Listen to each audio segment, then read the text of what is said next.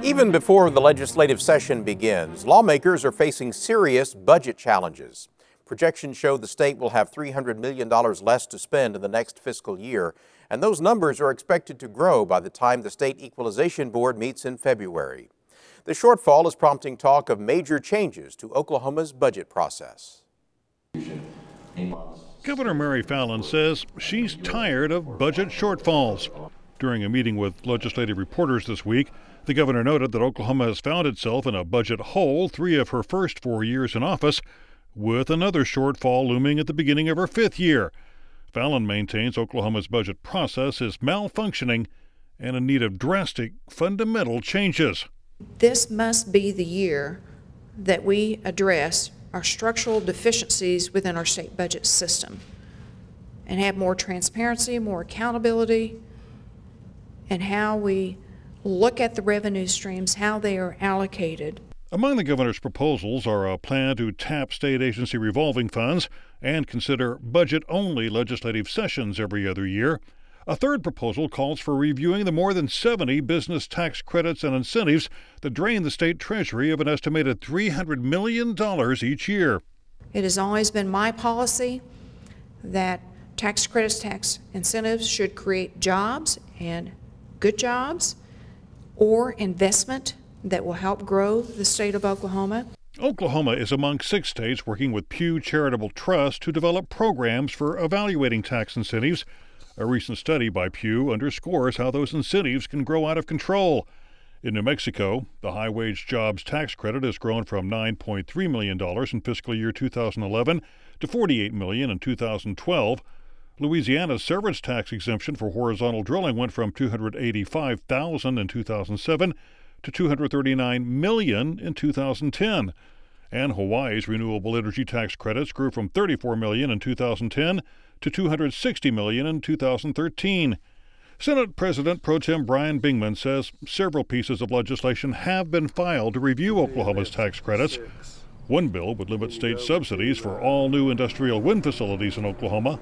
The wind industry has indicated they're willing to sit down and visit and make some modifications to the bill. And we want to make sure that, wind is definitely important in Oklahoma. We want to be competitive with other states and just have an edge, but we don't want to give away the farm. House and Senate leaders have also introduced legislation that would require reviews every 4 years of dozens of business tax incentives. State Representative David Dank believes it's long overdue.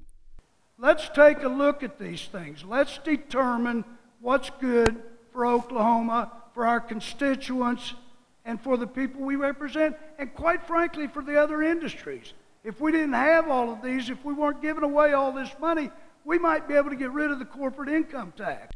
Speaking at the Oklahoma Policy Institute's 2015 State Budget Summit, Dank pointed to the wind industry's use of property tax exemptions.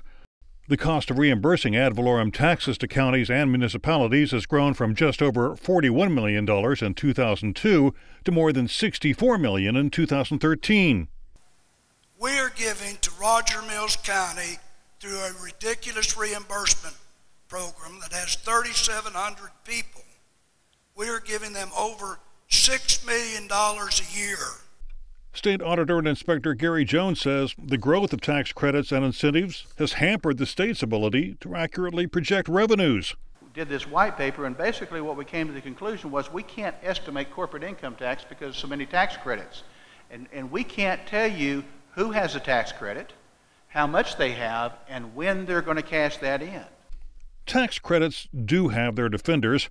Mark Van Landingham with the Greater Oklahoma City Chamber argues the growth of Oklahoma's aerospace industry would not have happened without the Quality Jobs Program and the Aerospace Engineering Tax Credit.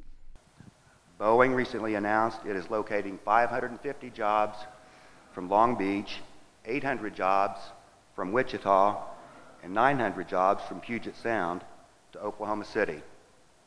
Boeing has stated, both publicly and to us, that none of those jobs would be coming here without those programs.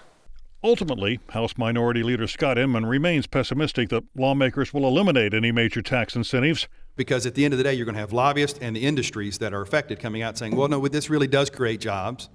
And you'll allow for a handful, you'll see it, you'll allow for a handful of probably, anti-tax conservative Republicans to stand up and say, hey, if you vote for this bill or that bill, understand that you're raising taxes on that industry or that company. Inman says all those political pressures put the chances for meaningful rollbacks of tax credits at, in his words, slim to none.